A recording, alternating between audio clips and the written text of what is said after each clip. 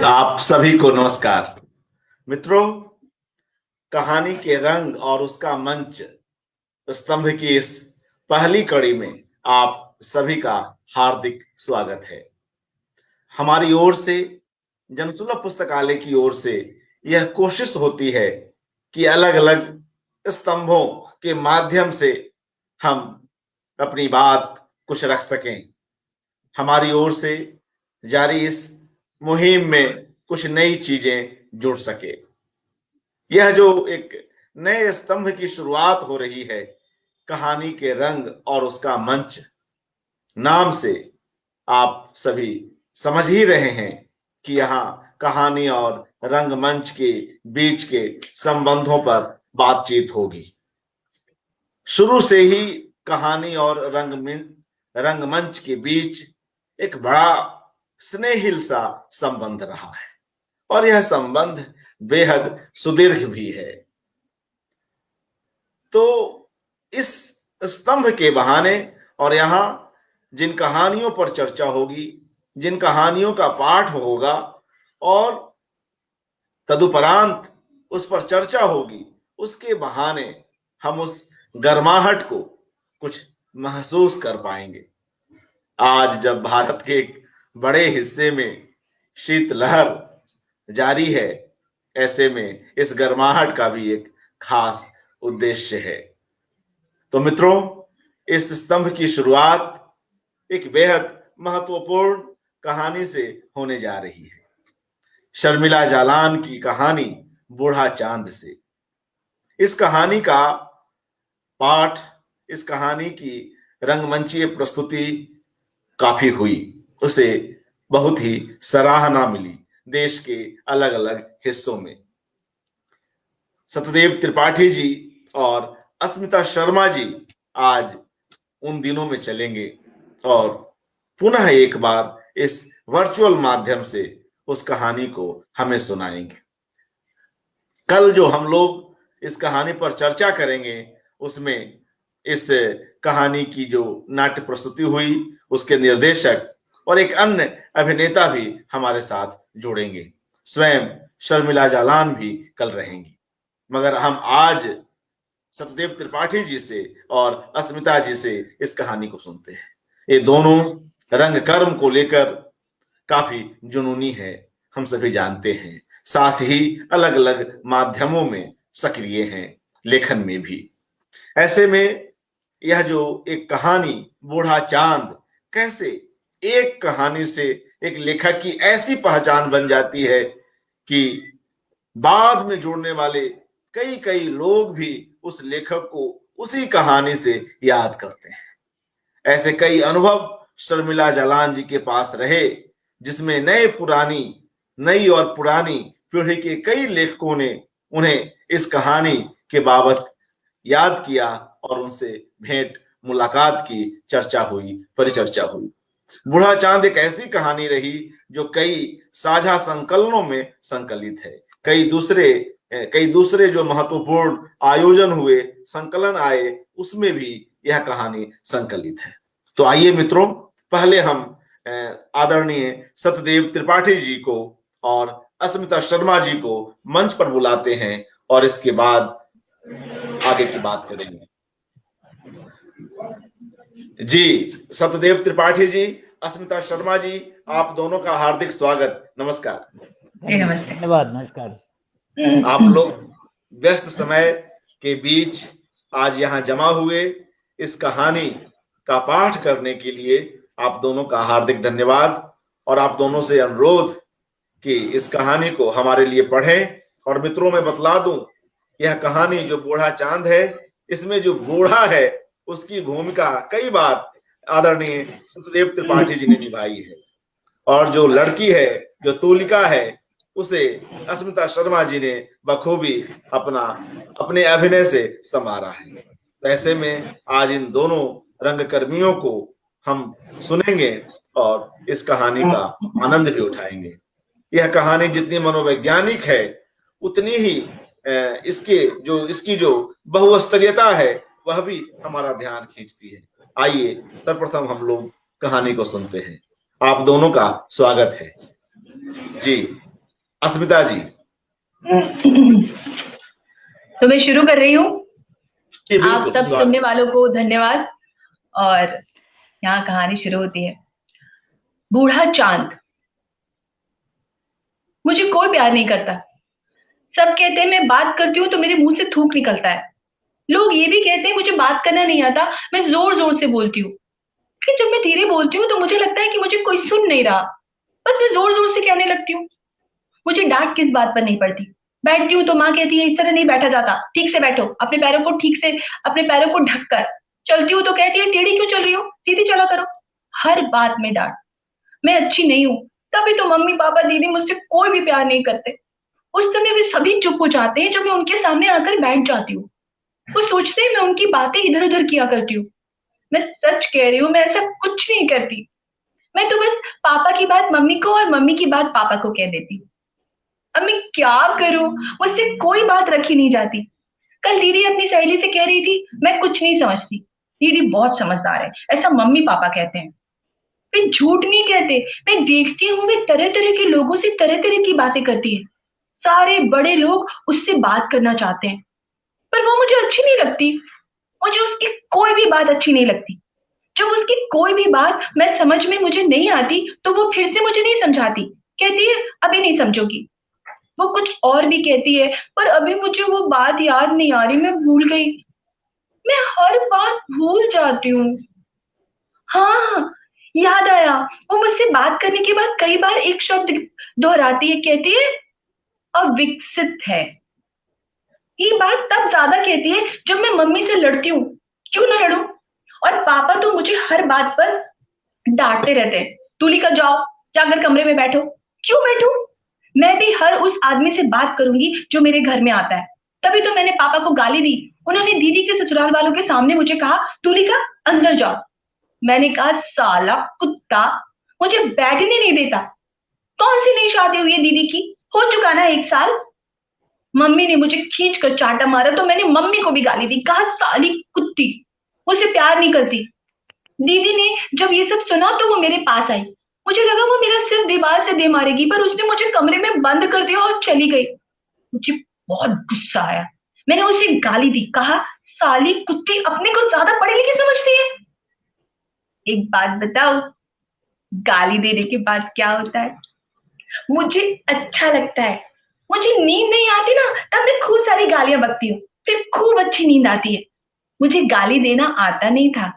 जानते ये 2 गालियां देना मैंने मुझे कैसे आया? बहुत दिन पहले की बात है। मैं लिफ्ट से ऊपर नीचे आ जा रही थी। अचानक लिफ्ट 5 तल्ले पे खड़ी हो गई। वहां जो अग्रवाल अंकल रहते हैं वे जल्दी से आए और अपने ड्राइवर पर चिल्लाए, बोले ये समय आने का, मैंने 9 बजे आने को कहा था ना। मैंने देखा वहां पर और भी जो लोग खड़े थे वो भी अग्रवाल अंकल की फटकार सुनकर डर गए। बाप रे, इतनी जोर से अंकल कैसे बोल पाते हैं? ड्राइवर जो देर से आया था घबराकर लिफ्ट की तरफ भागा। वो कोई फाइल लाने के लिए लिफ्ट में घुस गया। मुझे एक बार फिर लिफ्ट से ऊपर जाने का मौका मिल गया। मैंने देखा ड्राइवर कुछ देर चुप खड़ा रहा, फिर बड़बड़ाने लगा। उसने अंकल को गाली दी, कहा साला कुत्ता, 1 मिनट लेट के आया हूं, चिल्ला रहा है। मैं लिफ्ट से नीचे आई तो मैंने देखा अग्रवाल अंकल भी वैसे ही कह रहे थे, ये साला एकदम कुत्ता है। उसके बाद भी वो बहुत कुछ बोलते रहे, पर मुझे सबसे ज्यादा अच्छा लगा साला कुत्ता बोलना। उस दिन मैं दर्पण के सामने बैठकर बहुत देर तक अपने को साली कुत्ती कहती रही। मुझे बहुत अच्छा लगा। अगर आपको विश्वास ना हो तो आप भी बोलकर देखिए। पर आप क्या ये बता सकते हैं कि जब मैंने पापा को पहली बार साला कुत्ता कहा तो मम्मी ने मुझे चाटा क्यों मारा? मैंने मम्मी से कहा तुम भी गाली दो, तुमको भी अच्छा लगेगा। अग्रवाल अंकल को ये बोलना अच्छा नहीं लगता तो क्या वे ऐसा कहते? उनकी ड्राइवर को भी बहुत अच्छा लगा था, तभी तो उन्होंने भी वैसी ही गाली दी। पर मम्मी मुझे डॉक्टर के पास ले गई, कोई मनोविज्ञान के डॉक्टर के पास। वो डॉक्टर अच्छी नहीं थी। वो मुझे डांटने की बजाय प्यार करने लगी। उस दिन मम्मी से जो कहा मुझे कहाँ कुछ भी समझ में नहीं आया। मैं तो घर आकर वो दवा खाकर सो गई जो उसने मुझे मम्मी को खिलाने के लिए दी थी। उस दिन मुझे गहरी नींद आई। और जानते हैं फिर क्या हुआ? नींद में मैं एक ऐसी जगह पहुंच गई जहां बहुत ऊंचे ऊंचे पेड़ थे। वहां बहुत अच्छी ठंडी हवा चल रही थी। कुछ देर वहां खड़े रहकर लाल मिट्टी की सड़क को देखना मुझे बहुत अच्छा लगा। फिर अजीब सा लगने लगा, ये भी कोई जगह है, इतनी शांति, न हल्ला गुल्ला न शोर। छी, मैं ऐसी जगह पर 1 मिनट भी नहीं रह सकती हूँ। मुझे तो आवाजों के बीच में रहना अच्छा लगता है। मैं वही उस जगह को गाली देने लगी कि दूर से कोई आता दिखलाई दिया। एक बूढ़ा धीरे धीरे चलकर आ रहा था। उसने बहुत लंबा इलायची रंग का कुर्ता पहन रखा था, सफेद, खूब सफेद दाढ़ी थी। बहुत पास आकर धीरे से बोला, क्या कर रही थी? गाली दे रही थी कि कैसी हरामी जगह है। कहाँ से सीखा? क्यों बताऊं? ठीक है, मत बताओ। नाम क्या है तुम्हारा? तुलिका। अच्छा। तुम्हारे साथ बूढ़ा कौन बहुत है? खुश हुआ। पूछा, तुम्हारे साथ कौन है? कौन होगा मेरे साथ? तुम यहाँ क्या अपने आप आई हो? तो क्या साले तुम मुझे यहाँ लेकर आए थे? वो कुछ नहीं बोला। कैसे बोलता? मैंने उसे डांटा जो था कि तुम कौन होते हो मुझसे इतने सारे सवाल करने वाले। वो ना जाने क्या सोचता रहा, मेरे सिर पर हाथ रखकर धीरे से बोला, तुम बहुत अच्छी हो। झूठ मत बोलो, कोई भी मुझे अच्छा नहीं कहता। कोई भी तुम्हें अच्छा क्यों नहीं कहता भला? इसलिए कि मैं गाली देती हूँ, मैं ठीक से नहीं चलती, मैं ठीक से बोलती भी नहीं और लोगों की बातें इधर उधर करती हूँ। झगड़ा करना मुझे बहुत अच्छा लगता है। तो इससे क्या फर्क पड़ता है? मुझे देखो, मेरे नाखून कितने बढ़ गए हैं। मुझे पता ही नहीं चलता ये कब बढ़ जाते हैं। और जब तक काटता नहीं हूँ, लोग सोचते हैं गंदा शंदा आदमी है, पर मैं गंदा थोड़े ना हूँ। मुझे बूढ़े की ये बात अच्छी लगी, पर जो भी हो मेरी तरह गाली थोड़ी ना देते हो सकता है देता भी हूँ। मैं बहुत खुश हुई। मैंने झट से पूछा, क्यों? तुम गाली क्यों देते हो? वो मेरी बात का जवाब दिए बिना मुझसे ही पूछने लगा कि मैं क्यों देती हूँ। मैंने सच कह दिया कि मुझे अच्छा लगता है। वो पूछने लगा, कौन कौन सी गाली देती हो? मैंने 2 गाली दोहराई। वो बोला, बस? मैं बोली, क्या और गाली सुनोगे? क्यों नहीं? मैंने फिर उसे वे गालियां सुनाई जो मैं जानती थी पर निकालती नहीं थी। वो मेरे मुंह से एक के बाद एक गालियां सुनकर खुश हुआ। कैसे होता, इतनी कम गालियां जो जानती थी। उसने सोचा था मुझे ढेर सारी गालियां आती है। मैंने कहा, तुम कहोगे तो मैं कल और 10 नई गालियां याद करके आऊंगी और सुनाऊंगी। वो चौंका। 10? कहाँ से सीख के आओगी? मुझे मालूम है वो क्यों चौंका। उसे इस बात पर विश्वास नहीं हो रहा था कि मैं गालियां याद रख सकती हूँ। वो भी तो मुझे भुलक्कड़ मानता होगा। मैंने कहा, तुम क्या समझते हो मैं भुलक्कड़ हूँ? हाँ, मैं मम्मी का काम भूल जाती हूँ, स्कूल का होमवर्क भूल जाती हूँ, पर गाली कभी नहीं। मुझे गालियां बहुत अच्छी लगती है। मैं समझ गई उसे मेरी ये बात पर विश्वास ही नहीं हुआ। मैंने उससे कहा, ये जो मैंने झगड़ा करना सीखा है ना, उसी से मुझे गाली याद रखना आया है। तुम भी खूब झगड़ा किया करो, कभी अपनी माँ से, कभी अपने पापा से, कभी अपनी बहन से। पर ये तो बताओ, तुम्हारे कितने भाई बहन हैं? कुल 14। सच? तब तो हाँ। बहुत मजा आता होगा। तुम्हारे घर का नाम तो झगड़ा कोठी होगा ना? क्यों? बहुत सारे भाई बहन का मतलब खूब गाली, मारपीट, झगड़ा और खूब अच्छी नींद। मुझे अपने घर में मजा नहीं आता। मेरे ज्यादा भाई बहन नहीं है। एक बहन है, वो भी झगड़ती नहीं, फिर उसकी शादी भी हो गई है। मैंने कितनी बार उसकी साड़ियों को फाड़ दिया, पर वो बड़बड़ा कर चुप हो जाती है। वो तो गाली देना जानती नहीं। और अब मैंने ये ठान लिया है कि उसी को अपना दोस्त बनाऊंगी, उसी से अपनी बातें कहूंगी जो मेरी तरह का होगा। क्या तुम मेरे साथ झगड़ा, गाली गलौज करोगे? हाँ, पर तुम्हें मेरी एक बात माननी होगी। हम जब बात करेंगे तब कमरा बंद कर लिया करेंगे, ताकि हमारी बात कोई सुन न सके। हम एक दूसरे को गालियां सुनाएंगे। तुम मुझे हर गाली की कथा बताओगी। तुम मुझे यह बताओगी कि जो गाली तुमने सीखी वो किससे और कहाँ कैसे। मैं भी तुम्हें हर गाली की कथा बताऊंगा। यह बताऊंगा कि मैंने जो गालियां सुनी वो कब, कहाँ, कैसे और किसने दी। उससे मेरी दोस्ती हो गई। उसने मुझे अपना गाली गुरु बना लिया। पर जितनी जल्दी दोस्ती हुई उतनी जल्दी झगड़ा भी हो गया। होता ही क्योंकि वो है ही वैसा। जब मैंने उसे गालियों की कथा बतानी शुरू की तो बोला, बताओ, कोई तुम्हें प्यार करे तो क्या तुम उसे गाली दोगी? मैंने तपाक से कहा, कोई करे तब ना।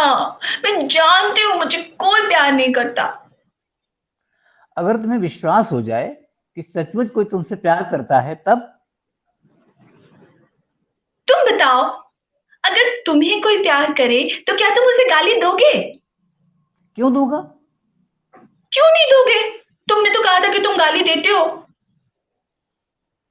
देखो, मैं तुम्हें प्यार करता हूं और मैं तुम्हें गाली कभी नहीं दूंगा।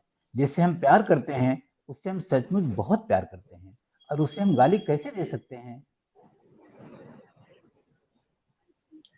तब तो तुम एकदम पागल हो। जिसे प्यार करते हैं उसे गाली नहीं दे सकते तो फिर किसे दे सकते हैं? बूढ़ा तुलिका की ये बात सुनकर सोच में पड़ गया। उसने 12 वर्ष की तुलिका को ध्यान से देखा। सुरमई रंग, बड़ी बड़ी आंखें, नाक कुछ मोटी पर ऐसी कि प्यार उमड़ा है, गोल गोल प्यारा सा चेहरा। अच्छी लड़की है, ऐसे कैसे हो गई? बूढ़े ने तुलिका के गाल पर प्यार से हाथ रखकर कहा, प्यार करने के बाद हम प्यार अच्छी करने के अच्छी बाद बातें प्यार करने के बाद हम अच्छी अच्छी बातें करते हैं, अच्छा, बहुत अच्छा बनने की कोशिश करते हैं। उफ, तुम्हारे साथ तो बात ही नहीं की जा सकती। तुम प्यार की बात करते हो, मुझे ये सारी बातें नहीं सुहाती। अब मैं तुमसे बात नहीं करूंगी। तुम क्यों सपने में आए? तुम क्यों मुझसे मिले? अब तुम कभी मत आना। मुझे तुम्हारी बातें बिल्कुल अच्छी नहीं लगती। बूढ़ा अब सामने नहीं था। न जाने बूढ़े से हुई इस छोटी सी मुलाकात में ऐसा क्या था कि तुलिका के अंदर कुछ बदल गया। उसने बूढ़े को सपने में आने से मना तो कर दिया, पर वो उनका इंतजार करने लगी। उसे लगा कि वो दिखलाई पड़ेगा। उसने सोने की कोशिश की, और जब वो नहीं आया तो परेशान हुई। पहले वह जब बहुत परेशान होती तब खूब गालियां बकती, और उसका उचाट मन अपने आप ठीक हो जाता। इन दिनों तुलिका को कुछ हो गया था। वो उखड़ी से रहने लगी थी। वैसे तो हर बात पर पहले भी उखड़ती थी, पर बूढ़े से मिलने के बाद वो बढ़ गया। सुबह सुबह अपने को गाली देने लगी। बोली, मैं चुड़ैल हूँ, मैं कुत्ती हूँ, मैं साली हूँ। एक के बाद एक गालियां अपने को देने के बाद एक से एक के बाद एक गालियां अपने को देने के बाद भी तुलिका का मन ठीक नहीं हुआ। मम्मी के कमरे में गई और ड्रेसिंग टेबल पर सजी हुई सेंट की बोतल को जमीन पर दे मारा। खच सी आवाज के साथ ज्यों ही सेंट की शीशी टूटी, पूरा कमरा गमकने लगा। मम्मी प्रकट हुई। दीदी आई हुई थी, तो मम्मी के पीछे पीछे चली आई। मम्मी ने तुलिका को घूरा। दीदी ने इशारे से मम्मी को रोका और बोली, क्या हुआ, टूट गई तो? मुझसे भी गिर जाती है। तुलिका ने जोर से कहा। ये भूल से नहीं गिरी, पटका है मैंने इसे जानबूझकर। तुम सभी मुझे मारो, मारते क्यों नहीं हो? ठीक है, अब छोड़ो भी। तुलिका को दीदी पर बहुत गुस्सा आया। साली दिखा रही है साली प्यार। दिखा रही है प्यार। उसने झट से पास रखे पेपरवेट को उठाया और उसके ऊपर दे मारा। पेपरवेट भारी था। वो दीदी के माथे पर गिरा और खून की धारा बह निकली। तुलिका ने जोर से कहा, पुचकारो मुझे, मत करो मेरी बात पर विश्वास। कहा था ना, सेंट की शीशी को पटका है मैंने, हाथ से नहीं फिसली है वो। मम्मी ने दीदी को संभाला, उसे डॉक्टर के पास ले गई और तुलिका को 2 चांटे खींच कर मारे।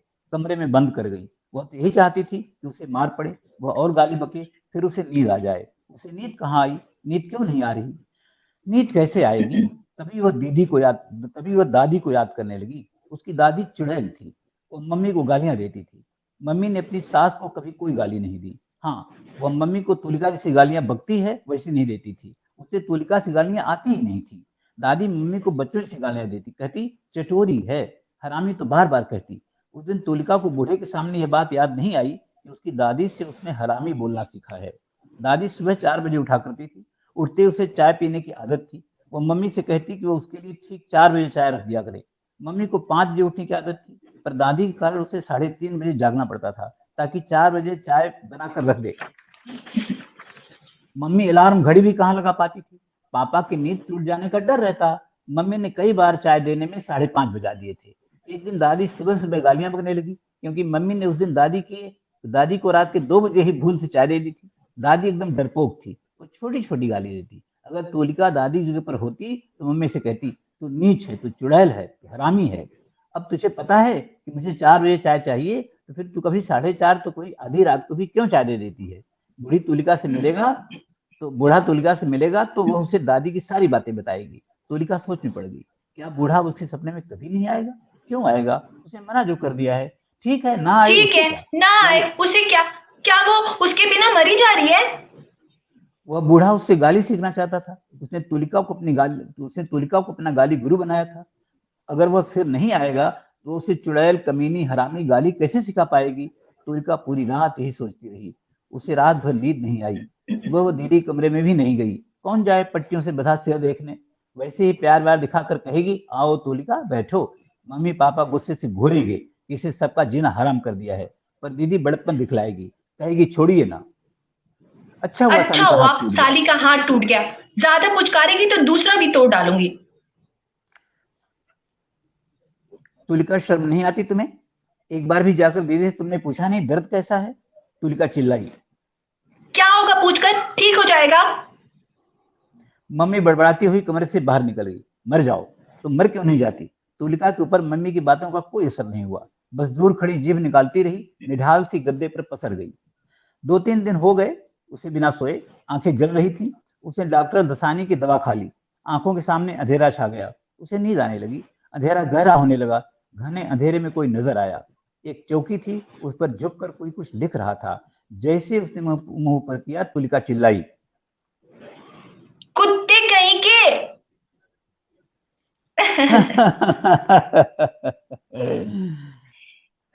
ये ये क्या कर रहे हो?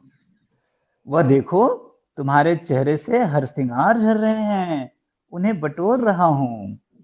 क्या? फूल झड़ रहे हैं? कहाँ?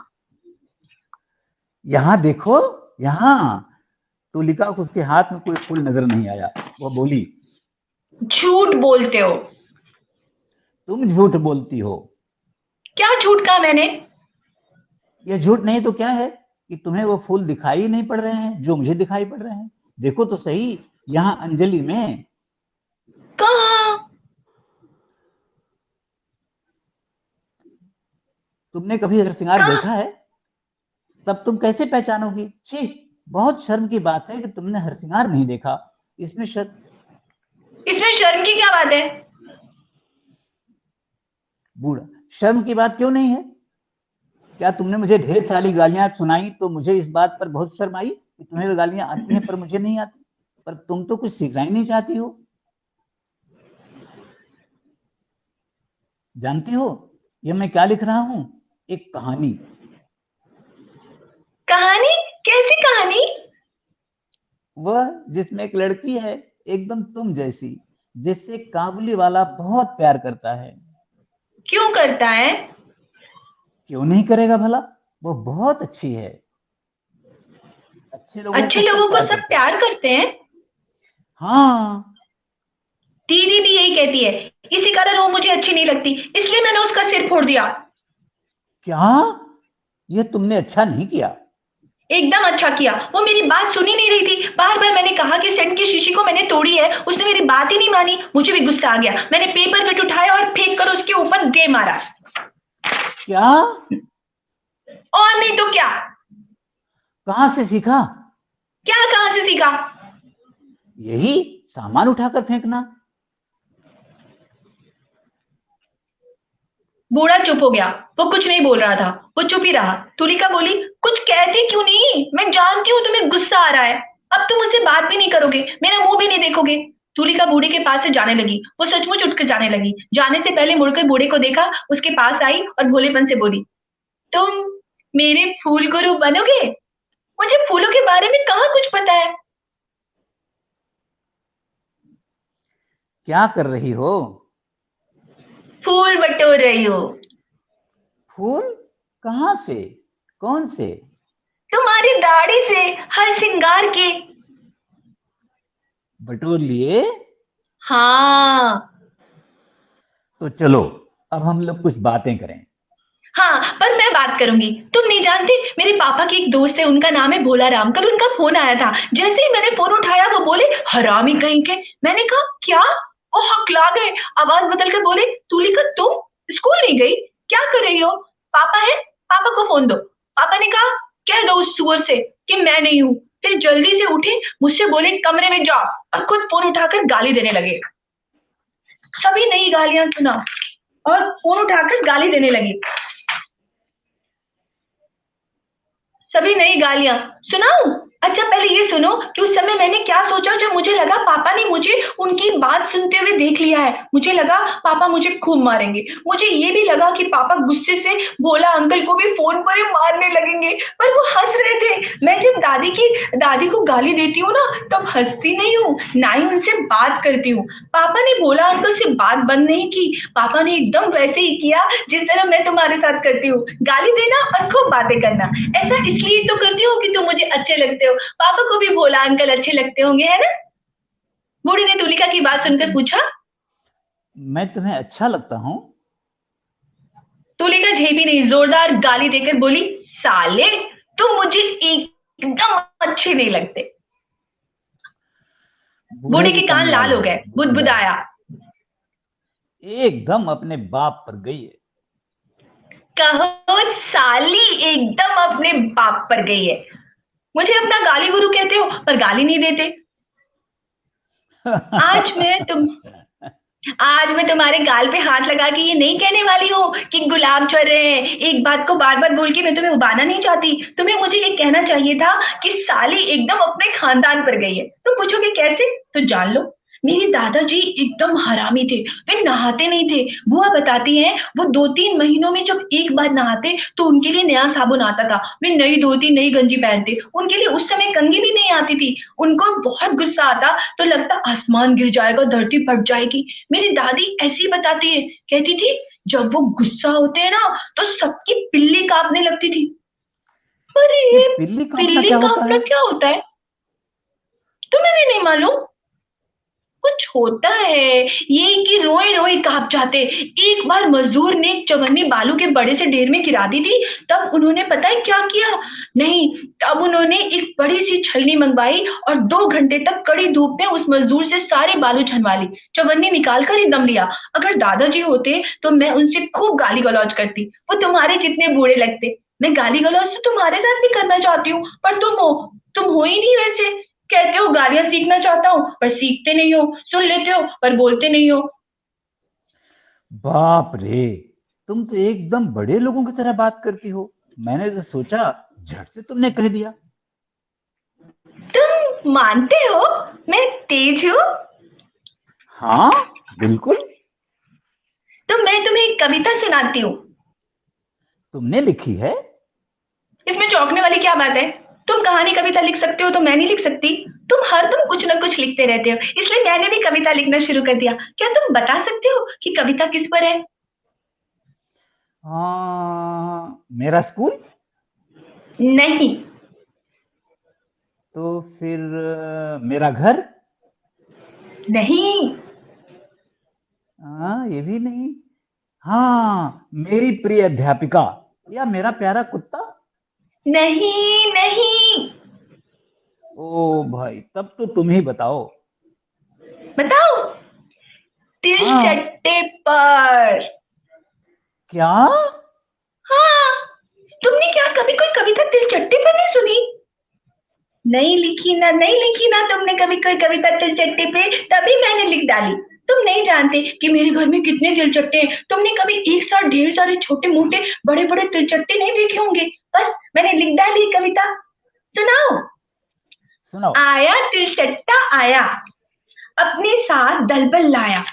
पकड़ो मारो भगाओ, नहीं नहीं मत धमकाओ, बस झाड़ू घुमाओ। देखो आलू के पीछे छुपा है, छुओ मत वो ऐठा है।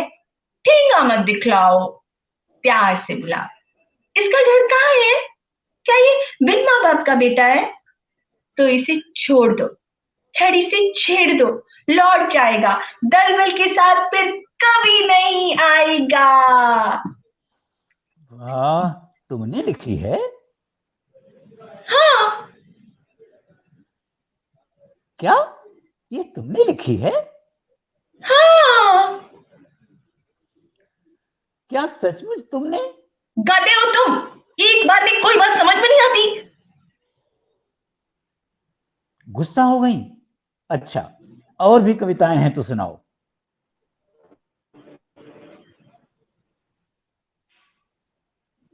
ये भी तिलचट्टे पर है।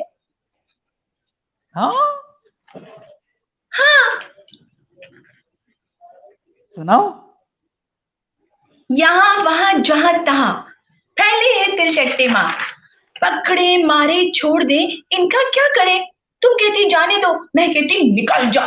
ये चक्कर पे चक्कर लगाते, मेरे सपनों में भी आते। कहो तो क्या करूं माँ, पसरे है ये यहाँ वहां। तुम कहती मत मारो, सुनो ये क्या कहता है। मैं कहती सुनाओ तुम्हारी कथा क्या है। ये उदास हो जाते, कहते हमें कोई नहीं चाहता, रोज मर जाते। इतने गंदे हैं क्या कि फैल भी नहीं सकते यहाँ वहां। वाह भाई वाह, तुम इतना अच्छा लिखती हो।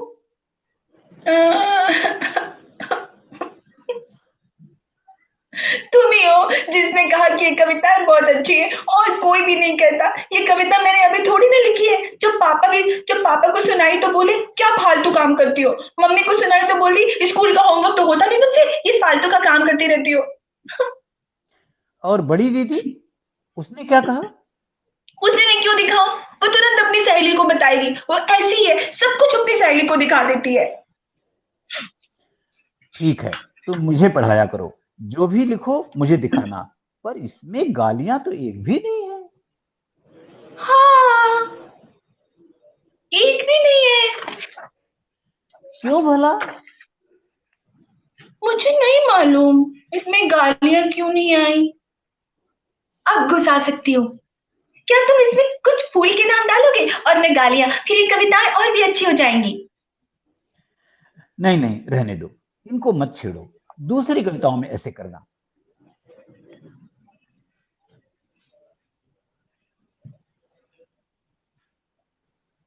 तुम्हारा है पैराग्राफ। मेरा है। हाँ। कुछ दिनों से तुलिका को सब कुछ अच्छा लगने लगा था। मम्मी खुश थी कि तुलिका डॉक्टर दासानी की दवा अपने आप ले लेती है। तुलिका को इन दिनों नींद भी खूब आने लगी। रोज ही नींद में बूढ़े से मिलने का इंतजार करती। आज उसने पाया बूढ़ा झाड़ू लगा रहा था, वो अपना खाना भी खुद बना रहा था। तुलिका को ये पता ही नहीं था कि बूढ़ा अपना सारा काम खुद करता है। उसे बूढ़े पर दया आई, सोचने लगी बेचारा कितना अकेला है, कोई भी नहीं है इसका, इसकी शादी भी नहीं हुई है। उसने बूढ़े से पूछा, सारा काम तुम अपने आप करते हो? तो कौन करेगा? तुम शादी कर लो, वो जो तुम्हारी आएगी वो सब कुछ करेगी। देखो, मेरे सारे दांत तो टूट गए हैं, अब मुझसे शादी कौन करेगा? दांत टूटने से क्या कोई शादी नहीं करता? बिल्कुल नहीं, कोई नहीं करता।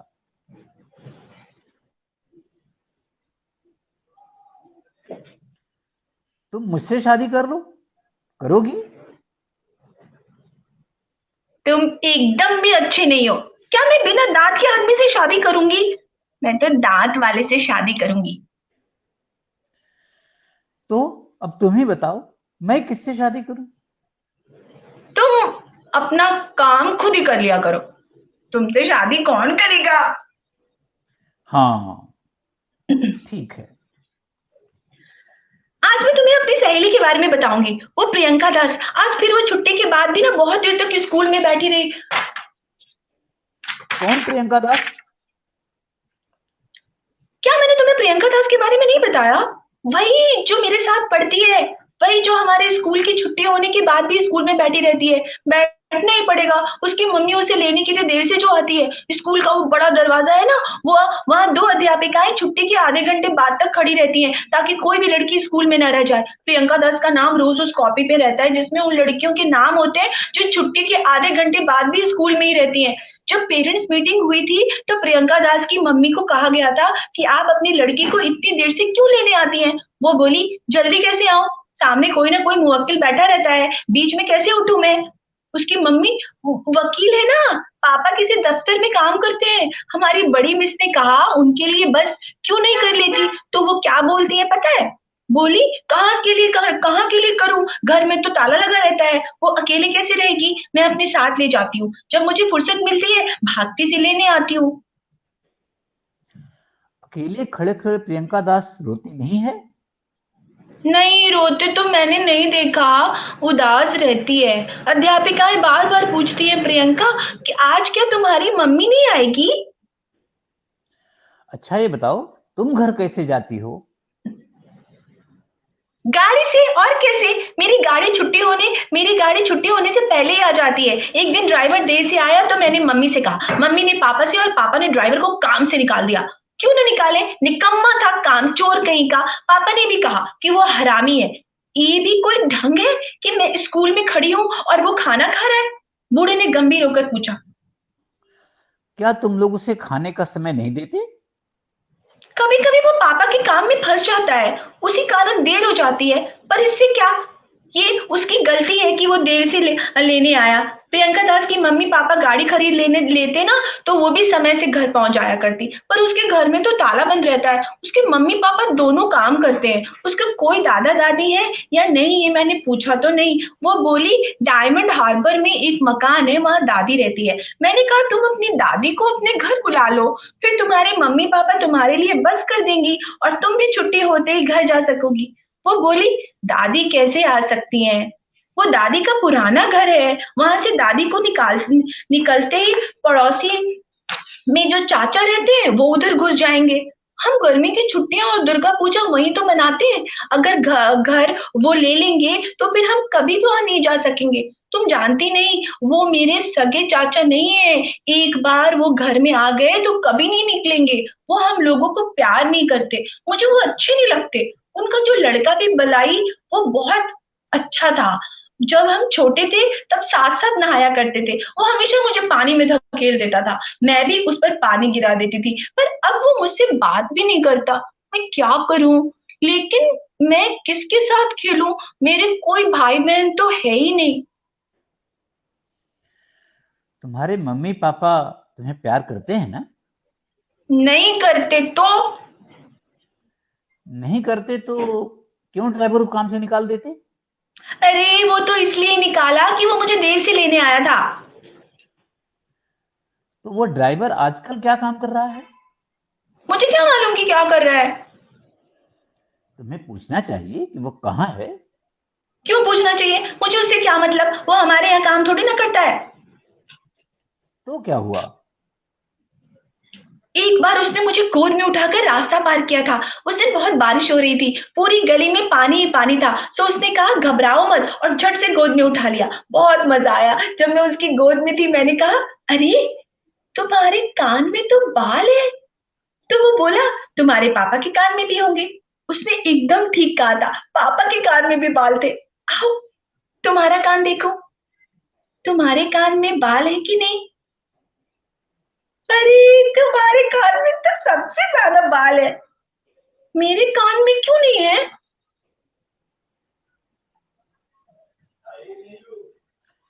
जब तुम बड़ी हो जाओगी तब तुम्हारे कान में बाल आ जाएंगे। मैं बड़ी कब होंगी। कल। अब आज बात बंद कर देते हैं, मुझे बहुत काम है, आज तुम जाओ। ठीक है मैं जा रही हूँ, पर कल अगर मेरे कान में बाल नहीं होंगे ना, तो मैं तुम्हें छोड़ूंगी नहीं। एकदम झूठे हो तुम। क्यों, क्या झूठ कहा मैंने? ये झूठ नहीं तो क्या है। कहा था ना मेरे कान में बाल उग जाएंगे। देखो देखो, तुमने कहा था ना, कहाँ होंगे मेरे कान में बाल।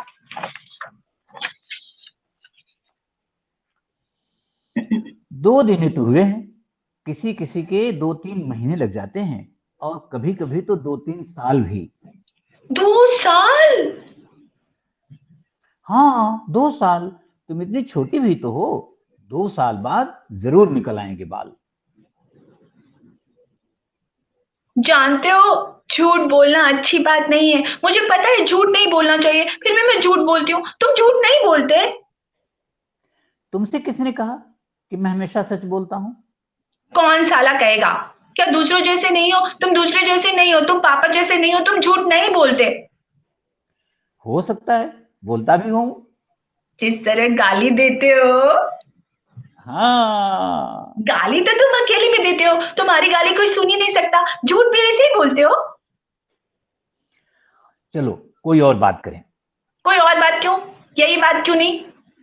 तुम्हें मालूम है मैं कभी भी झूठ नहीं बोलती थी। हाँ, मैं सच सच ही बोलती थी।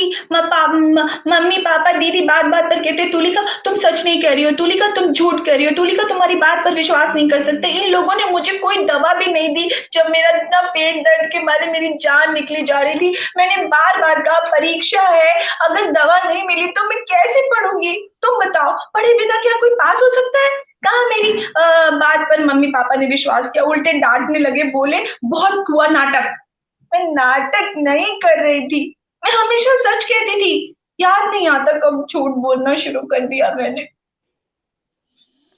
उस दिन हेमा ने जो मेरे साथ पढ़ती थी ना, कहा चलो टॉफी खरीदेंगे। मुझे मालूम है हेमा टॉफी कैसे खरीदती थी। उसके साथ मैं भी स्कूल की कैंटीन में टॉफी बेचने वाले से थोड़ी दूर पर खड़ी हो जाती। वो एक खुला बक्सा लाता जिसमें तरह तरह के सुपारी, रंगीन चॉकलेट अलग अलग कन में रखे रहते थे। लड़कियों का झुंड उस पर टूटता था। झट से हेमा मुझे अपने साथ खींचकर बिना पैसे दिए ढेर सारी टॉफियां उठा लेती थी। किसी को पता ही कहाँ चलता था। फिर एक कोने में खड़े हो हम उसे आधी बांट लेते थे। हेमा थोड़ी देर में ही सारी टॉफी खाकर खत्म कर डालती थी। मैं उन्हें घर ले आती थी और लाकर फेंक देती थी।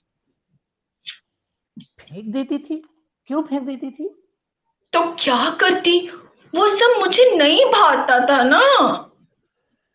तो चोरी करते क्यों थी फिर? क्यों ना चुराऊं? कितनी बार मांगती थी पैसा, ना मम्मी देते थे ना पापा।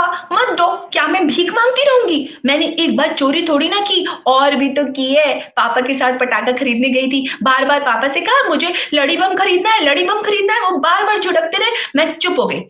पर उस दिवाली मैंने ढेर सारे लड़ी बम फोड़े थे। कहाँ से आए तुम्हारे पास ढेर सारे लड़ी बम? कहाँ से आते? दुकान से उठा लिए थे मैंने। क्या? हाँ, पापा ने डांटा नहीं? पापा को पता भी नहीं चला।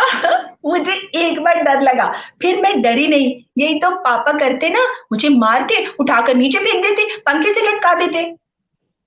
क्या तुम्हारे पापा तुम्हें पंखे से लटका देते हैं? लटकाया तो नहीं, पर बोलते हैं मैं अच्छी नहीं हूँ, मैं झूठी हूँ, मैं चोर हूँ। दीदी ऐसी नहीं है, पर आजकल वो बदल गई है पता है, और मुझसे ना अच्छी बातें करने लगी है। कल मैं उसके साथ बाजार गई थी, रास्ते में हमने बहुत अच्छे ताजा सेब देखे। दीदी ने पूछा तुलिका खाओगी? वो सेब तुलवाने लगी। अचानक उससे कुछ हो गया, वो जोर से सेब वाले पे चिल्लाई, ठीक से तौलो, कम क्यों तौल रहे हो? 2 बार फल वाले ने डांटने के बाद तीसरी बार फूल के ठोंगे में वहीं पटक दिया। बोली साला लूट रहा है। मैं बोली तुम्हें भाव ठीक तो लगा था।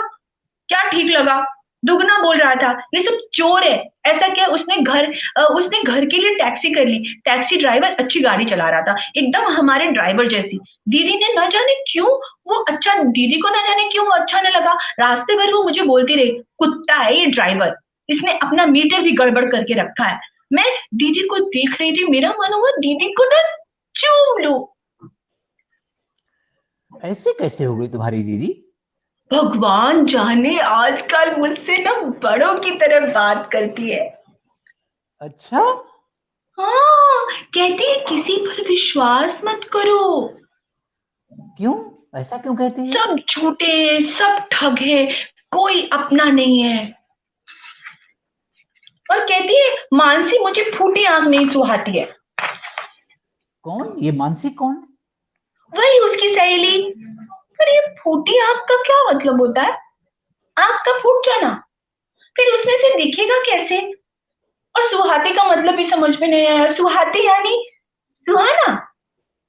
सुहाना तो अच्छा लगना होता है ना। सुहाना सफर और ये मौसम हंसी का मतलब अच्छा मौसम ही तो होता है। हाँ, यानी आंख टूट फूट गई और कुछ भी अच्छा नहीं लग रहा। दीदी न जाने इस तरह कुछ भी क्यों बोलती रहती है। तो बोली मानसी ऐसी निकलेगी कौन जानता था, घूमती फिरती है जीजा जी के साथ। तो क्या हुआ? दीदी को मैंने कहा, ये भी कहा तुम घूमती हो तो ठीक है, मानसी दीदी घूमती है तो ठीक नहीं है। कितनी सुंदर तो है मानसी दीदी, ये बड़ी बड़ी आंखें, पतले होठ, कितनी खूबसूरत है उनके हाथ। घूमना ही चाहिए जीजा जी को, इसमें गुस्सा होने की क्या बात है? क्यों? क्यों घूमना चाहिए? क्यों वो दीदी की सहेली के साथ घूमेंगे? क्यों क्यों क्यों क्यों नहीं घूमेंगे? तुम मानसी दीदी को मिलोगे तो तुम्हारा भी मन होगा उनके साथ बात करने का, उनके पास बैठने का, उनके साथ घूमने का, उनका हाथ पकड़ने का। इसलिए तो मैंने दीदी को गाली दी थी। कितना मन होता था मेरा मानसी दीदी को छूने का, पर दीदी मुझे भगा देती थी। हरदम उसके साथ अकेली बैठती, अलग जाकर बात करती थी। मुकुल भी ऐसा था। कौन मुकुल? कोई नहीं, कोई नहीं, कोई नहीं। बताओ, बताना होगा, बताओ ना। मुझे इसलिए नहीं बताते हो ना कि मैं समझती नहीं हूँ, पर आजकल दीदी भी मुझे हर बात बताने लगी है। बताओ। वो मेरा दोस्त था मुकुल, घूमता फिरता था अपनी पत्नी की सहेली के साथ। वो सुंदर थी? हाँ, सुंदर तो थी। तब तो उसे घूमना चाहिए था, तुम नहीं घूमते थे, क्यों? वो एकदम, तुम एकदम ना पागल हो। कभी मेरे स्कूल चलो, तुम्हें दिखाऊंगी कि वहां कितने सुंदर सुंदर अध्यापिकाएं हैं। तुम्हारा मन भी होगा उनके साथ घूमने का, उनका हाथ पकड़ने का। नहीं नहीं नहीं, ये सब ठीक नहीं। क्या ठीक नहीं है? कुछ नहीं, तुम नहीं समझोगी। ऐसे लोग लंपट होते हैं। क्या होते हैं? लंपट। लंपट? क्या ये गाली है? बहुत अच्छी है, लम और पट। पट पट पट, खट पट मत कर, चटपट चल, हट मत कर, खट खट कर। ये तो हम लोग पढ़ते थे, तुम नहीं जानते? जानता हूं, मैं भी पढ़ता था। पथ पर डट, हठ मत कर, मत नट चल सट। तुम्हारी ये गाली तो बहुत अच्छी है, इसे कविता बनाऊं? बोला लंपट, घर चल झटपट, चल निकल हट, हट मत कर, हट मत कर, हट मत कर। मैंने गाली पर एक भी कविता नहीं बनाई थी, देखो अब बंदे। अब तुम फूल पर एक कविता लिखो। नहीं, आज नहीं, किसी और दिन। ठीक है। अच्छा, मेरी कविता कैसी लगी? मैं दीदी को सुनाऊंगी, अब वो अपनी सहेली को नहीं सुनाएगी। नहीं नहीं नहीं, किसी को मत सुनाना। क्यों? क्या अच्छी नहीं है? है, अच्छी तो है। तो यह शब्द ठीक नहीं है, लंपट। पर मुझे तो बहुत अच्छा लगा। कभी कभी मैं खाली बोतल को पानी से भरने के लिए भरी हुई पानी की बाल्टी में घुसाती हूँ तो उसमें से बुलबुले उठते हैं। पट पट पट पट की आवाज होती है। च्युइंगम खाते खाते जब उसे हवा पे फुलाकर बोलती हूँ तब भी ऐसी आवाज आती है। जब फूट जाता है तो आवाज आती है पट से। बूढ़ा चुपचाप सुनता रहा।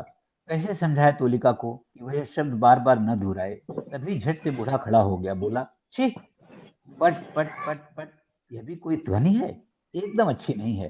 लंपट अच्छे नहीं होते, लड़कियों के साथ घूमते हैं।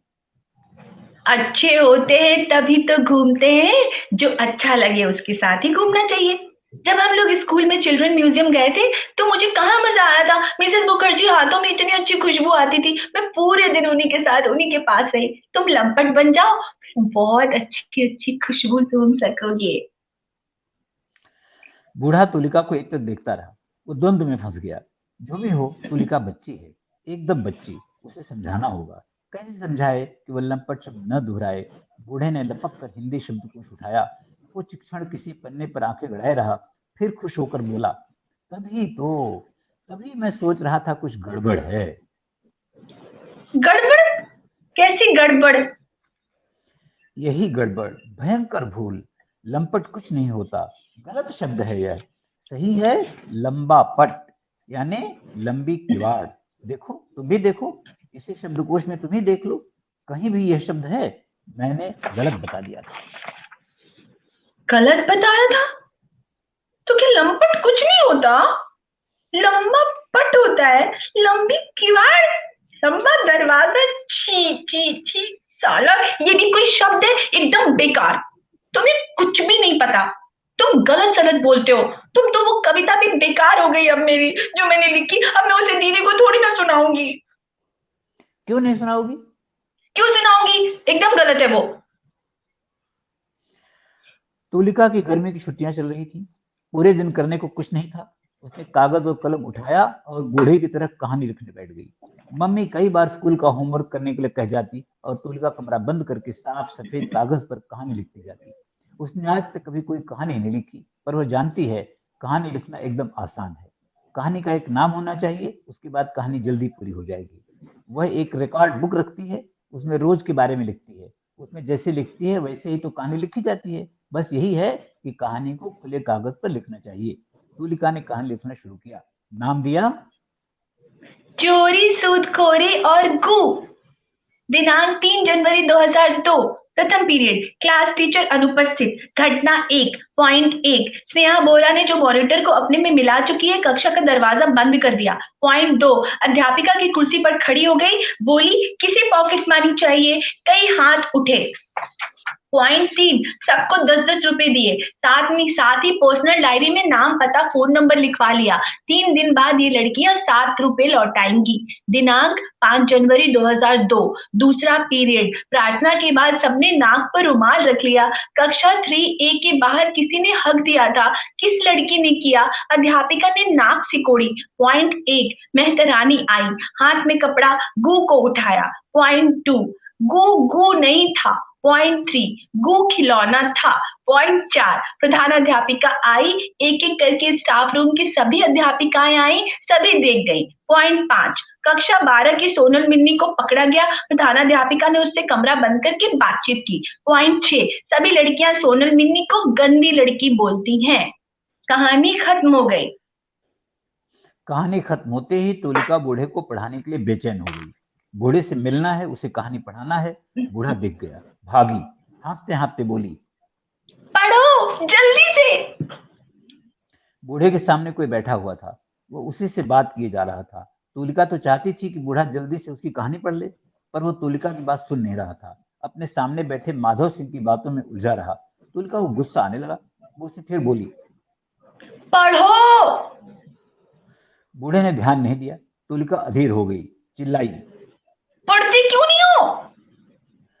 माधव सिंह ने तुलिका को देखा। उसे पहली बार देखा था। वो उसे बच्ची लगी। उसने सोचा स्कूल का कोई होमवर्क होगा। बात संभालते हुए बोला, तुमने स्कूल के लिए कहानी लिखी है? तुलिका ने उसकी बात का कोई जवाब नहीं दिया। तुमने कुछ लिखा है? आप चुप रहिए। बूढ़ा तुलिका को देखने लगा। वो चिल्लाई घूरो मत, एक तो पढ़ नहीं रहे हो, ऊपर से मुझे आंखें दिखा रहे हो। दो। क्यों दूं? नहीं दूंगी, करते रहो बात। कौन है ये तुम्हारा दोस्त? तुम पहले कहा था? तुमने पहले तो कभी नहीं बताया कि तुम्हारा कोई दोस्त भी है। मैंने कभी पूछा नहीं साले, पर तुम मुझे बता नहीं सकती थी कि तुम्हारा कोई दोस्त भी है। तुलिका के मुंह से गाली सुनकर माधव सिंह ने आंखें बड़ी करके कहा, देखने में तो एकदम बच्ची लगती है, पर ऐसी बात करती है। बूढ़े ने माधव सिंह को इशारे से चुप रहने को कहा, पर माधव सिंह फिर बोलने लगा, बड़ों से क्या ऐसे बात करते हैं? तो कैसे बात करते हैं? बूढ़े ने फिर माधव सिंह को रोकने की कोशिश की। तब तक तुलिका जोर जोर से बोलने लगी थी। मैं ऐसे ही बोलती हूँ, मैं गाली देती हूँ, मैं चिल्लाती हूँ, मेरे पापा मुझे मारते भी हैं तो भी मैं मम्मी को सबको बुरी बात कहती हूँ। मैं इस बूढ़े को भी गाली देती हूँ। इसे गाली सुनना बहुत अच्छा लगता है। इसने तो मुझे अपना गाली गुरु बनाया है। मैंने इसे गालियां सिखलाई है। इसे तो गाली देना आता ही नहीं था। इसने मुझसे ढेर सारी गालियां सीखी है, साली, कुत्ती, कमीनी, चुड़ैल और भी। कई बार हम कमरा बंद करके गाली गलौज करते हैं, समझा? इतना सब एक सांस में तुलिका बोल गई। माधव सिंह आंखें फाड़े कभी बूढ़े को देख रहा था तो कभी तुलिका को। उसने कहा, यह सब ठीक नहीं है, तुम्हें सब नहीं करना चाहिए। क्यों नहीं करना चाहिए? तुम कौन होते हो मुझे ये सब समझाने वाले? अपने आप को क्या समझते हो तुम? माधव सिंह को अजीब सा लगा। आश्चर्य हुआ कि बूढ़ा तुलिका को कुछ नहीं कह रहा। तुलिका माधव सिंह को यह कहकर कि तुम तो साले कुछ समझते ही नहीं, लौट आई। माधव सिंह गुस्से में लाल हो गया। बूढ़े से बोला, यह लड़की पागल है। बूढ़ा बोला, हाँ, तुम्हें इसे बढ़ावा देना चाहिए। हाँ, तुम्हें इसे बढ़ावा नहीं देना चाहिए। हाँ, क्या? हाँ हाँ, कुछ और बोलो, तुम भी पागल हो गए हो। हाँ, क्या इसका पूरा खानदान ही ऐसा है? हाँ, फिर इससे ज्यादा मुंह मत लगाओ, कम बात किया करो। अच्छा। माधव सिंह गुस्से में लौट गया। उसके आते ही बूढ़ा तुलिका के पास फिर से इंतजार करने लगा। तुलिका की नींद खुल गई। आज नींद टूटती हुई जोर जोर से मम्मी को पुकारने लगी, मम्मी, मेरी किताबें किसने छुई हैं? किसने कलमों को इधर उधर किया है? कितनी बार कहा मैंने, मेरा सामान मत हटाया करो। छवि कहाँ है? वो कुत्ती ने मेरी चीजें इधर उधर कर दी है, सारे कपड़े खोलकर रख दिए। मेरे कपड़ों को वो क्यों छूती है? क्यों मेरे कमरे में आती है? अलमारी को भी ठीक से बंद नहीं करती। सब यहाँ कुत्ते हैं, सब कुत्ते हैं यहाँ पे। मम्मी ने डांटा। बोली, फिर तुमने चिल्लाना शुरू कर दिया? कहाँ से सीखती हो ऐसी गालियां? जब देखो तब गंदी गंदी गाली बकती रहती हो। हाँ, मैं गंदी गाली बोलती हूँ, मैं गंदी हूँ। मैं मर क्यों नहीं जाती? कोई मुझे प्यार नहीं करता, सबके सब स्वार्थी हैं यहाँ पे। मम्मी ने ध्यान दिया, तुलिका का बड़बड़ाना बढ़ गया है। वो एक बात को 2 बार 3 बार बार बार दोहरा रही है। पढ़ाई लिखाई नहीं करेगी तो यही सब करेगी। मम्मी को उसकी चिंता खाए जा रही थी कि तुलिका परीक्षा में फेल ना हो जाए। इस बार तो स्कूल से निकाल दिया जाएगा। दिन भर कागज कलम लेकर बैठी रहती है, न जाने क्या क्या लिखती है। कभी तो बहुत समझदार लगती है और कभी ऐसी कि किसी को बताने में भी शर्म आए कि तुलिका मेरी बेटी है। इधर तुलिका की माँ कभी तुलिका को डांट रही थी, कभी परेशान हो रही थी तो कभी चिंतित। उधर तुलिका स्नान घर में पानी के टब में मुंह झुकाए छुप कर बैठ गई। बैठे बैठे बूढ़े के लोक में पहुंच गई। बूढ़ा कमरे में बदमाश सा गोल गोल चक्कर लगा रहा था।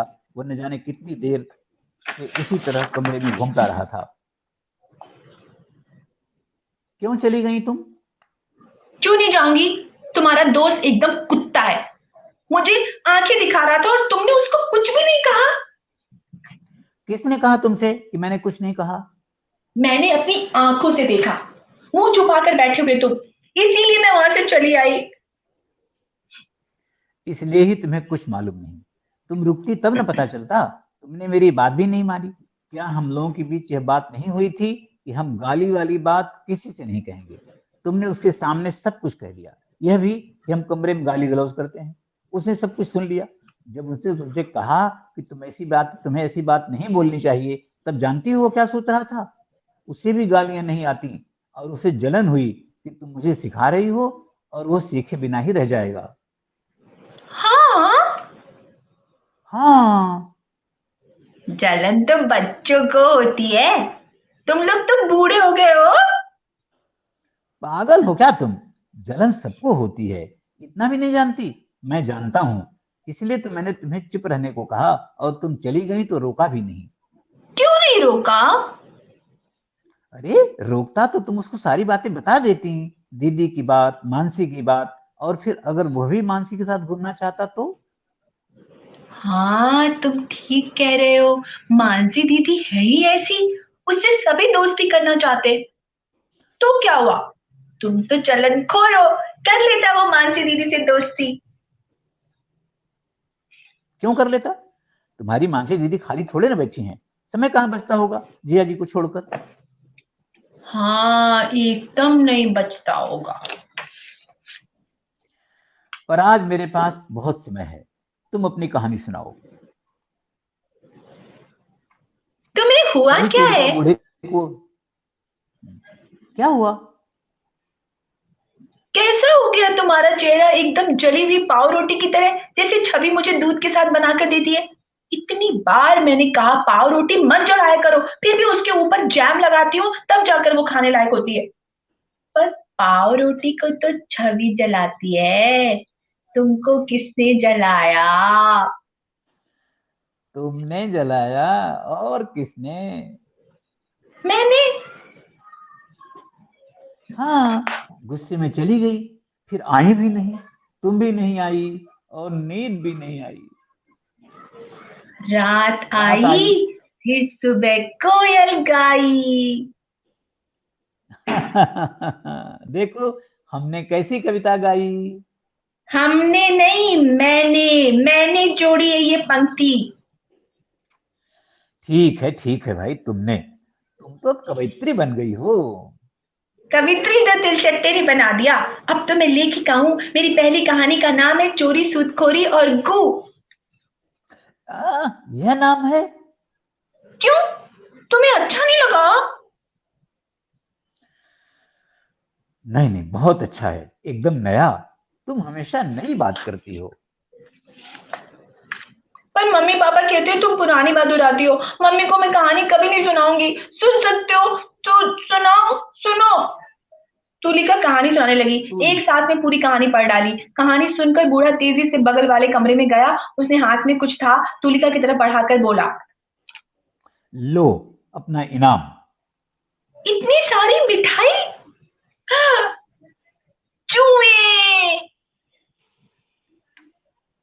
कहाँ?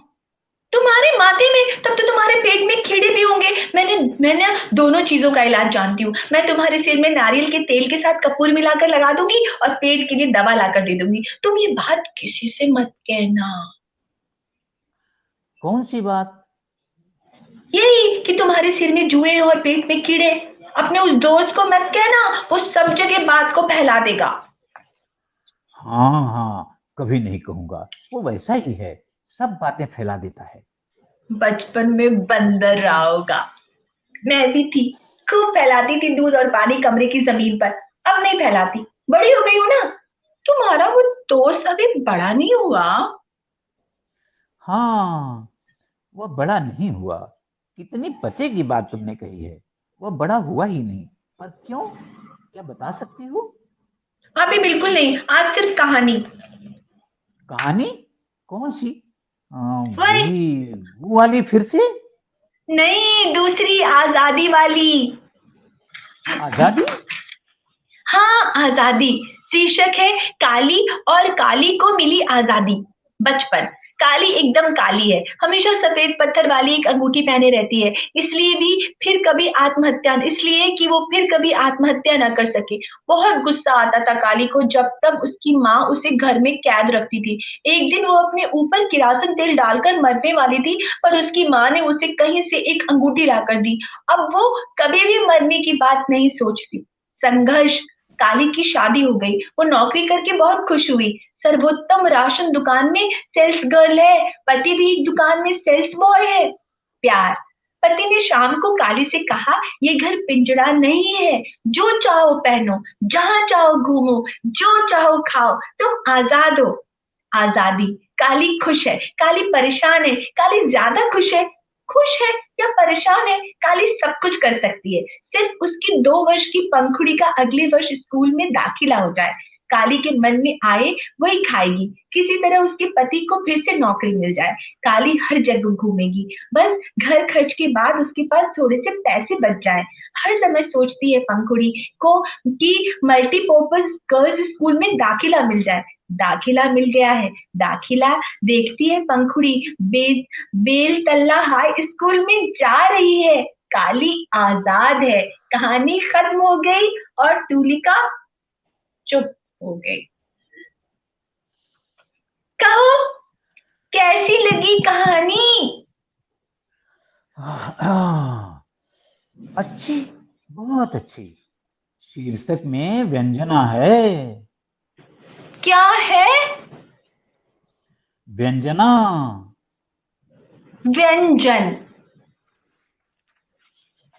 नहीं, व्यंजना। काली आजाद है, पर काली आजाद नहीं है। वो सब कुछ कर सकती है, पर कुछ नहीं कर सकती। व्यंजना है।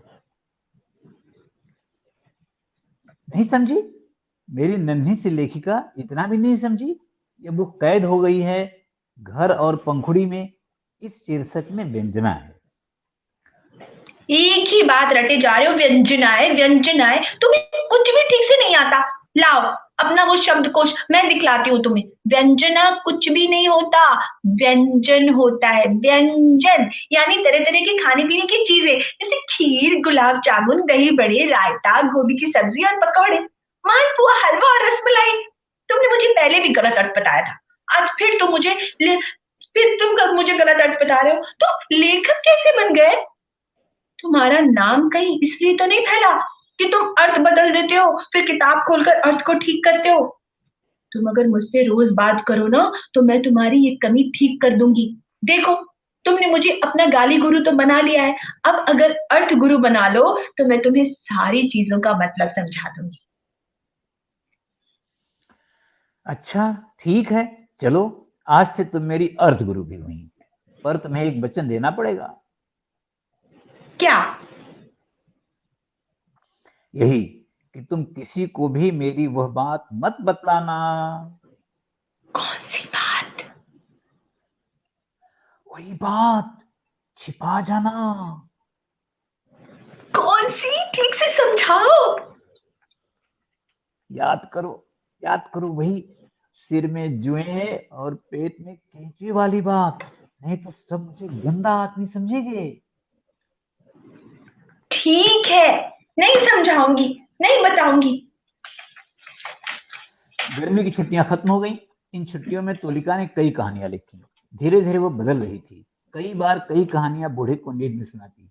आज वो स्कूल गई, वहां उसने देखा उसके तल्ले पर जो नोटिस बोर्ड है उसने एक जगह लिखा है मेरी रचना।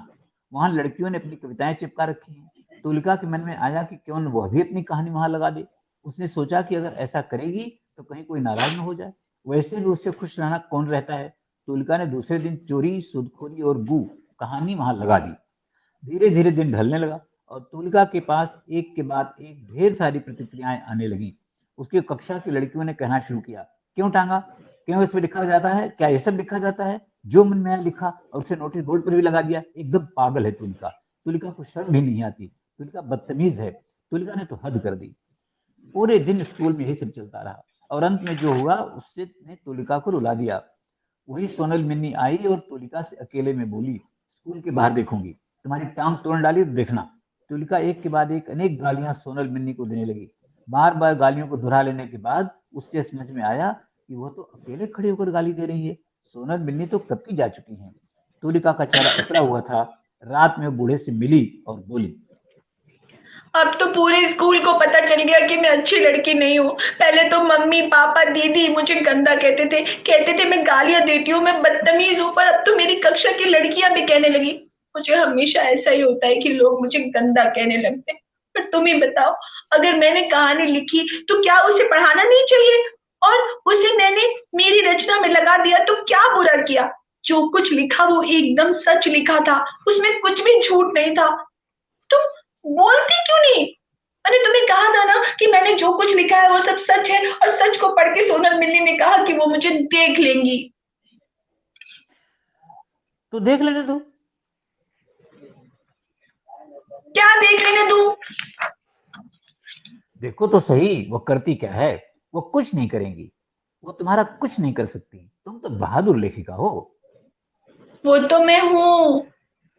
मैं उसे खूब गालियां दी पर वो जा चुकी थी।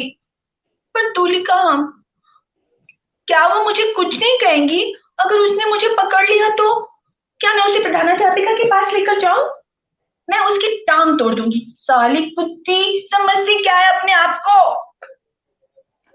समझने दो। तुमने वही लिखा जो तुमने देखा और सुना, तो फिर डरना किस लिए। हाँ।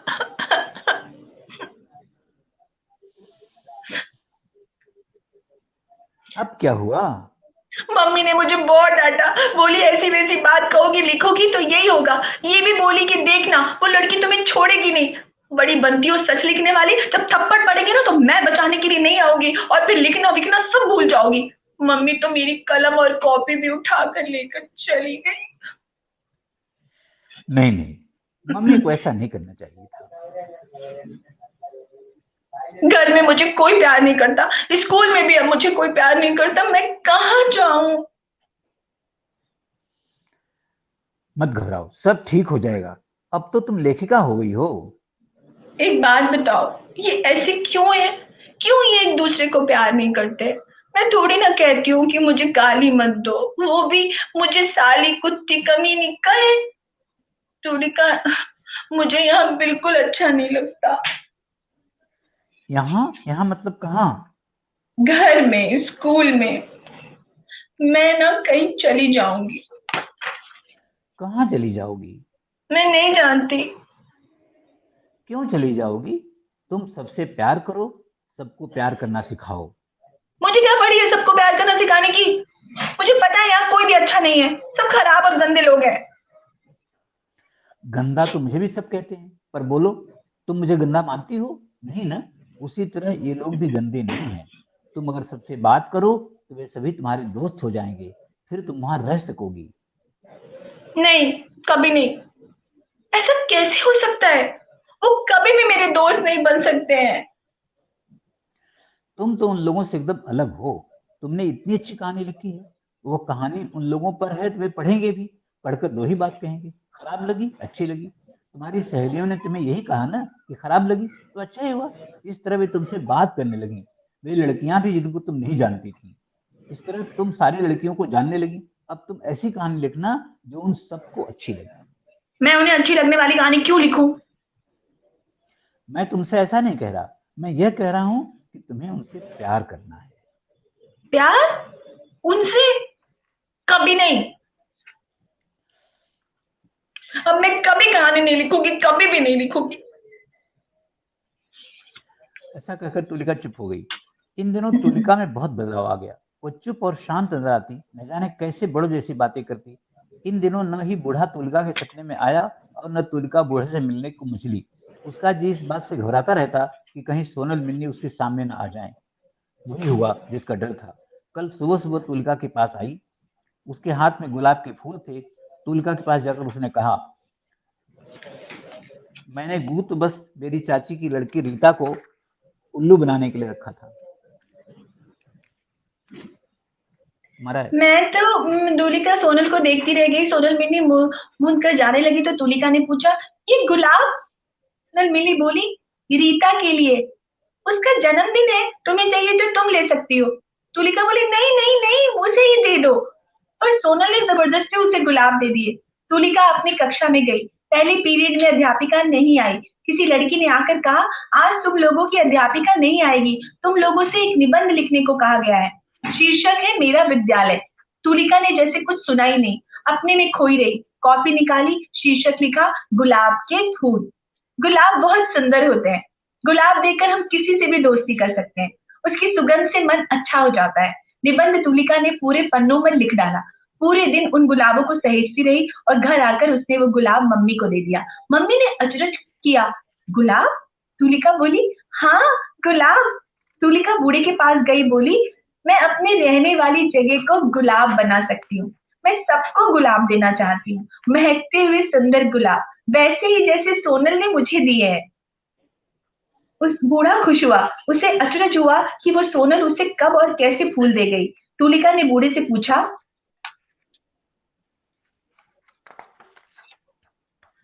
34 नंबर पेज। हाँ, मिल नहीं रहा है। तुलिका ने बूढ़े से पूछा, तुम्हें गुलाब कैसे लगते हैं? बूढ़ा बोला, बहुत अच्छे।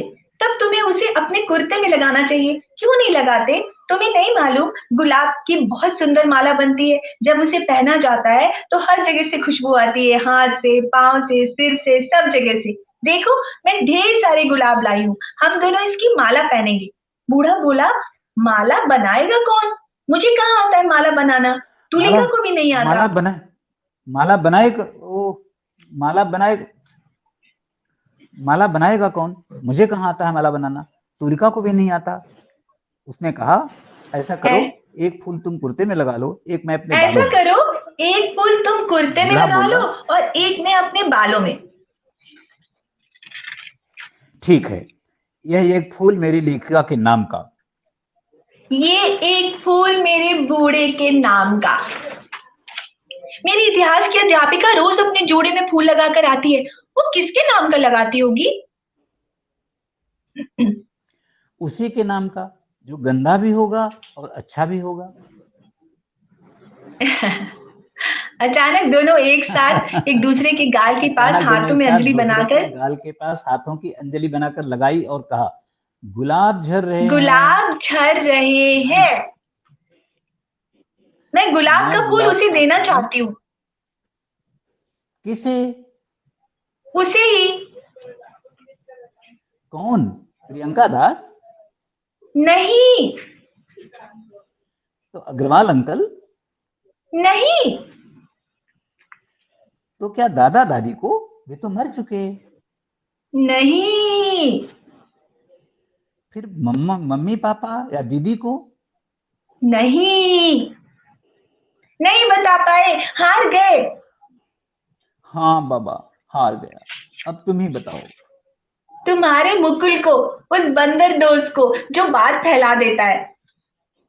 नहीं नहीं, मुकुल को नहीं, हाँ उस बंदर को दे सकती हो।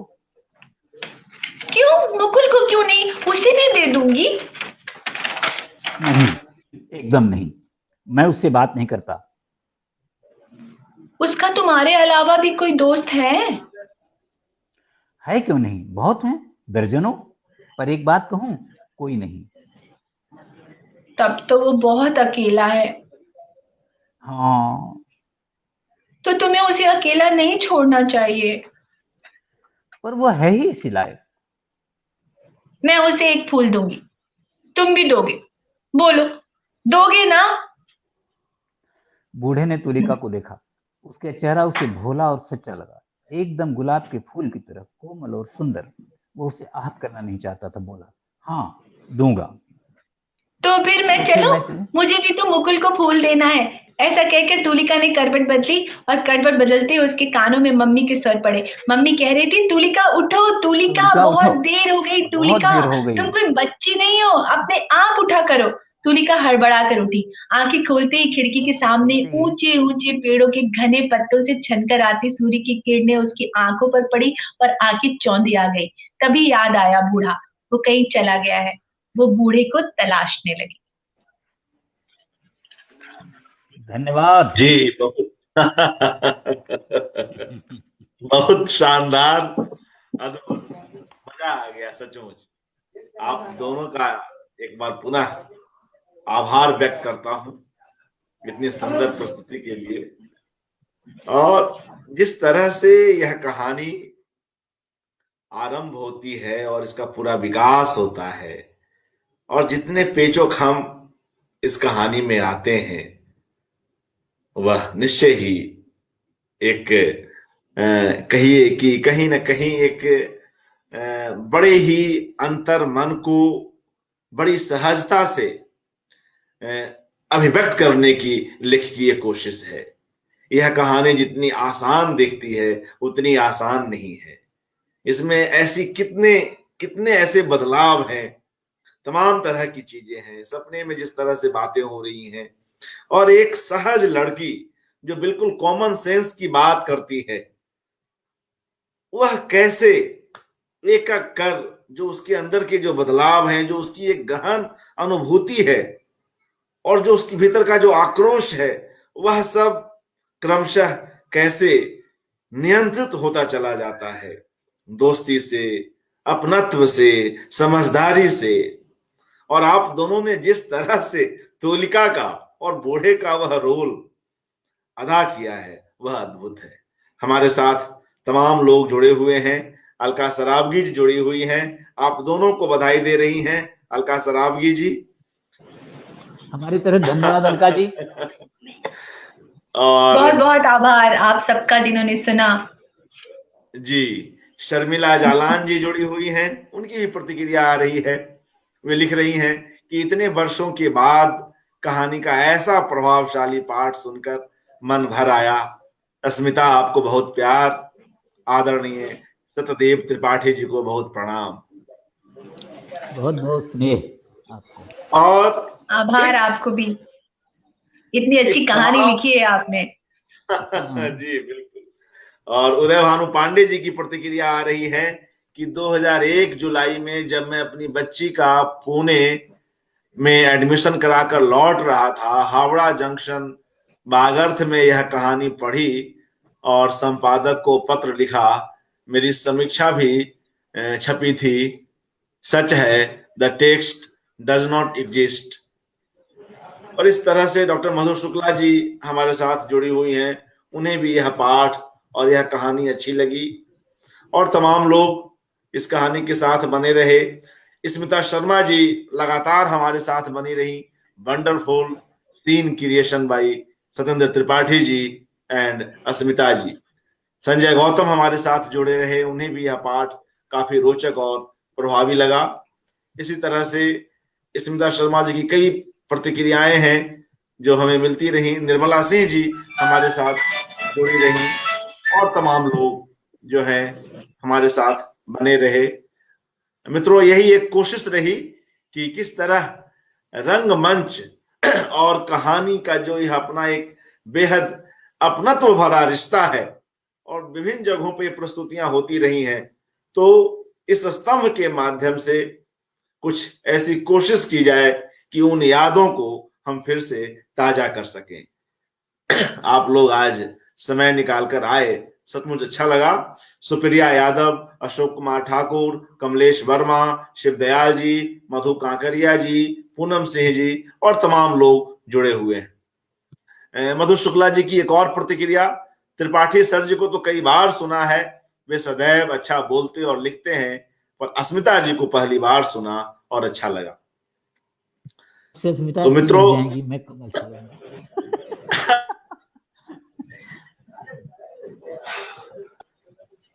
तो काफी समय हो गया और यह कहानी एक ऐसी कहानी है जिसके शिल्प पर, जिसके रचाव पर, जिसके पीछे जिस तरह से मनोवैज्ञानिक निर्वहन हुआ है, उन सब पर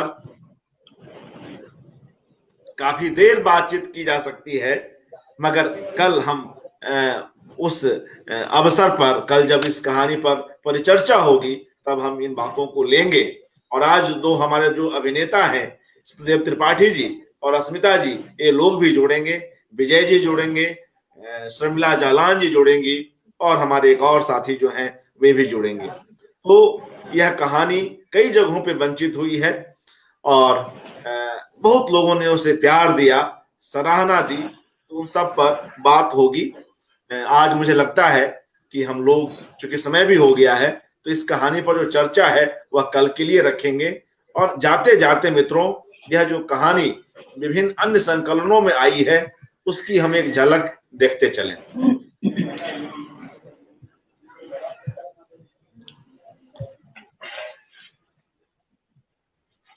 यह बूढ़ा चांद, आपने इस कहानी का पाठ सुना। यह शर्मिला जालान जी के इस संग्रह में यह कहानी संकलित है, और इसके अतिरिक्त कुछ अन्य जो साझा संकलन है वहां भी यह कहानी दिखाई पड़ती है। मसलन 21वीं सदी की 21 कहानियां, नेशनल बुक ट्रस्ट से यह संकलन आया, जिसमें तमाम महत्वपूर्ण कहानियां शामिल हैं। उसमें इस कहानी को भी पढ़ा जा सकता है।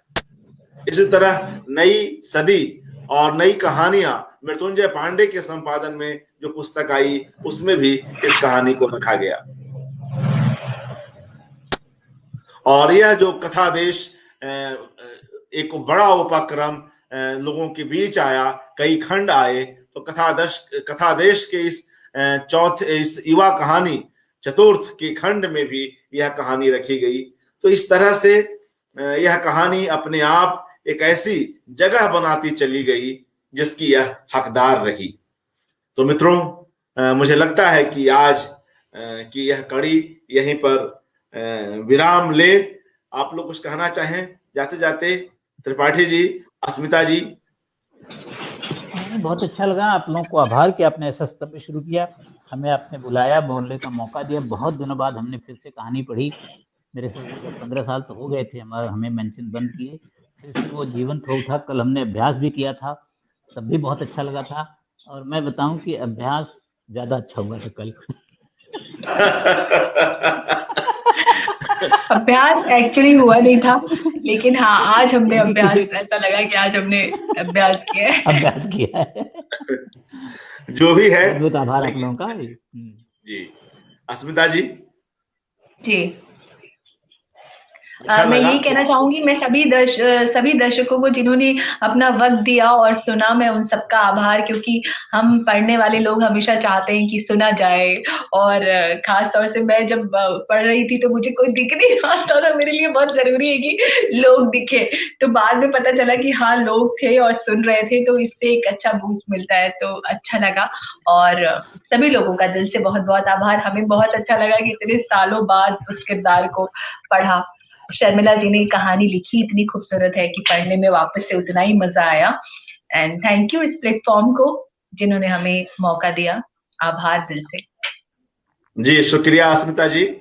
और देखिए एक और प्रतिक्रिया स्मिता शर्मा जी की, वे लिख रही हैं कि ऑल इंडिया रेडियो AIR के प्रहसन और झलकियां याद आ गई अपने बचपन, स्कूल और कॉलेज के दिनों की।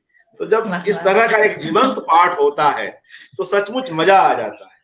मैं भी खो गया इस पाठ में, मेरे सामने टेक्स्ट भी था और आप लोगों को सुन भी रहा था। बहुत ही सुखद अनुभूति हुई। और जिस तरह से वह लड़की बदलती चली जाती है, और वह ऐसा नहीं है कि लेखिका उसको आदर्श की ओर जबरदस्ती ढकेल रही है, वह अपने आप परिस्थितियों के बीच संवादों के साथ जैसे जैसे क्रमशः उसका विकास होता है, वह अद्भुत है। और आप दोनों ने जैसे उन दोनों चरित्रों को, बूढ़े को और तूलिका को जीवंत किया है वह भी कमाल का है।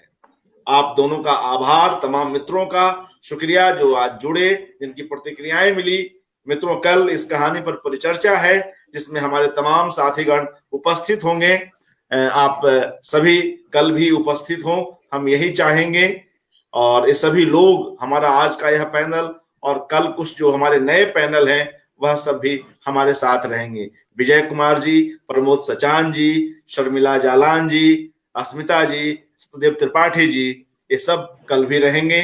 और कहानी के जो रंगमंच को लेकर जो अनुभव रहे, कल उस पर विस्तार से चर्चा होगी। किस तरह से उसे मीडिया ने उसका स्वागत किया, लोगों ने कैसे पसंद किया। एक बार पुनः धन्यवाद, नमस्कार, शुभ रात्रि। जी जी, धन्यवाद।